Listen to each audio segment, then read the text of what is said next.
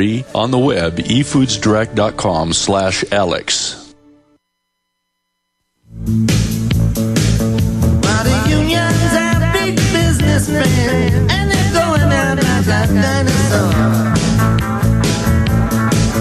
While they used to grow food in Kansas, now they want to grow it on the moon. We're back live, ladies and gentlemen. I'm going to your phone calls here in about 1 minute. Then I want to get to a story that Kurt Nemo wrote on Friday.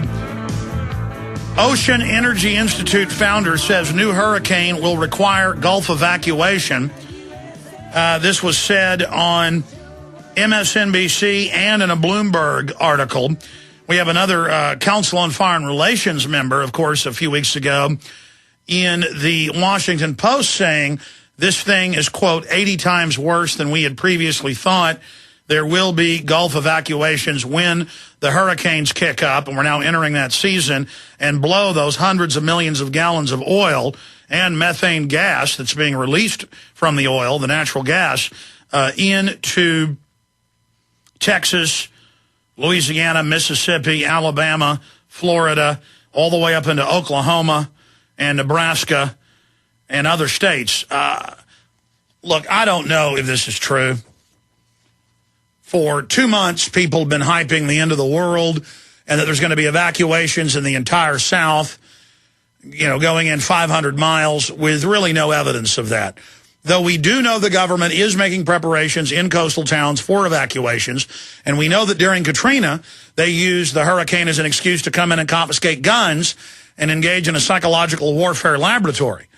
So I have no doubt that the government may be planning to use this as some type of big political distraction and fake emergency or hyped up emergency. I mean, there's some reality to it. And use that as a distraction going into the election. Because look at the peak of hurricane season. It will be September, October, November. That's the peak. It really kicks off in late July, starts getting going during August, and then September, October, that's the peak, right into November and the election. So I don't know what's going to happen. I mean, Obama's been lying every time I see him on TV saying nobody's sick. The 40-plus million gallons of core exit isn't a problem. Nobody needs to wear respirators. We know he's lying about that. So if they were going to hype a big evacuation and fearmonger, wouldn't they be fearmongering over the real issues? So I don't know. We're getting a lot of mixed messages. And I'm not even criticizing people that think it's the end of the world and there's going to be evacuations. I think you will see some evacuations, at least from coastal towns. And there's the devastation of the economy in these Gulf areas.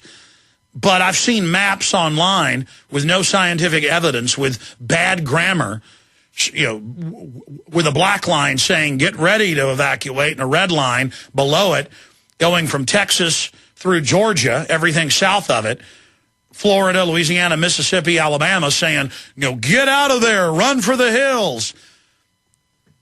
And that just doesn't make sense to me. That, okay, a bunch of this oil comes into shore.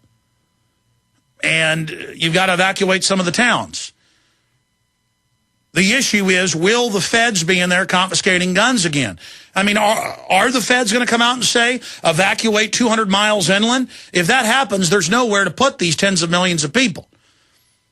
Remember Houston when they had a hurricane a few years ago, and for days people were stuck on the highway and some of them dying of heat exhaustion? Look, all right, I said I'd cover it later. I'm already covering it now. I'm going to get more into this when we start the next hour and a bunch of other news. And we'll take your calls on that subject as well. But before I go to your phone calls, remember last week how the Obama deception got censored and there was such public outcry that YouTube put it back up. We are still offering these, but I'm getting rid of this special in another week. This special is going to go down because I can't even afford to reprint these at the price I'm selling them. When the DVDs I have are sold, and we estimate it'll be about a week, Obama Deception will go back up to $19.95 a piece. Right now you can get 4 copies of the Obama Deception for $19.95. That's $4.90-something a piece. $19.95. You can get 4 copies of the Obama Deception at Infowars.com. You simply go to the website.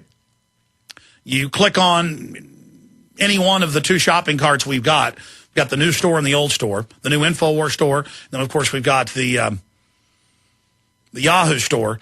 And you can get 4 of these for $19.95. You can get them for, what, $3.98 a piece when you get 10 of them for $39.95.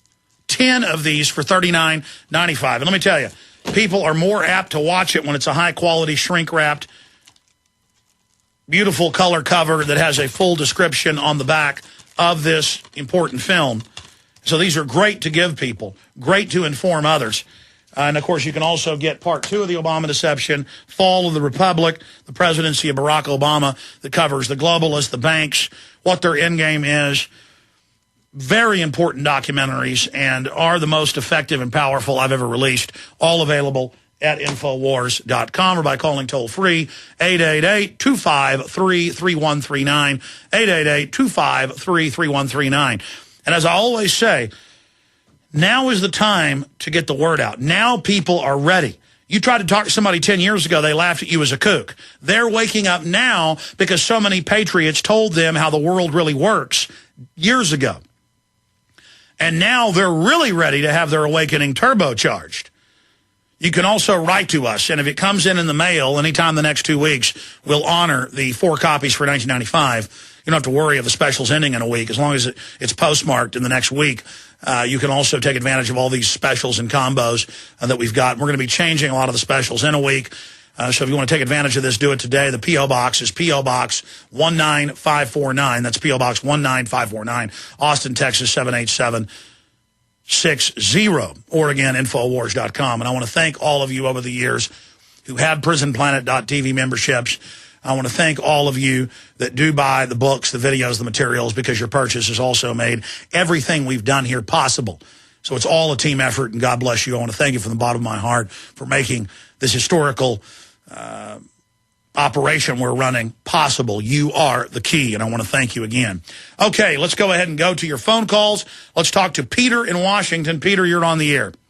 Yes, Alex, I've known about conspiracies for over 20 years, and about 2 years ago I saw Endgame, which focused the thing to me. Now, what I'd like to talk about today is I don't think fascism is the correct term for it. I'll tell you what the correct term is first, or the one I believe is better, and then I'll tell you why fascism isn't right.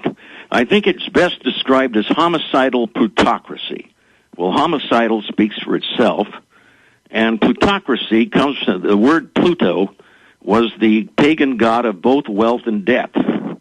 So the two work together perfectly. Works better than oligarchy, which is an inferior form of government. Now, I don't think fascism, because what you're describing is not a government controlling the private sector, but part of the private sector controlling the government.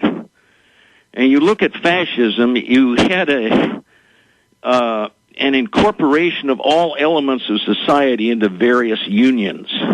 And I don't think that's the theory with the dictator who supposedly reflects all of society and decides various quarrels between them, you know. And I just don't think fascism's right. I think calling it homicidal plutocracy, which shows its basic illegality. Even oligarchy is an inferior form of government. It's still a government. You know, where the rich people think they're doing the best for the rest of society. This is much more illegal. Well, anyway, that's my opinion, and I thank you for the time that you've given me. Well, Peter, stay there because you're very well spoken, and your information is crystal clear, and I agree with you. When I use terms like fascism or socialism, those are derivative terms that the general public in their semantical lexicon can understand. And if you look at this system, the closest term to describe it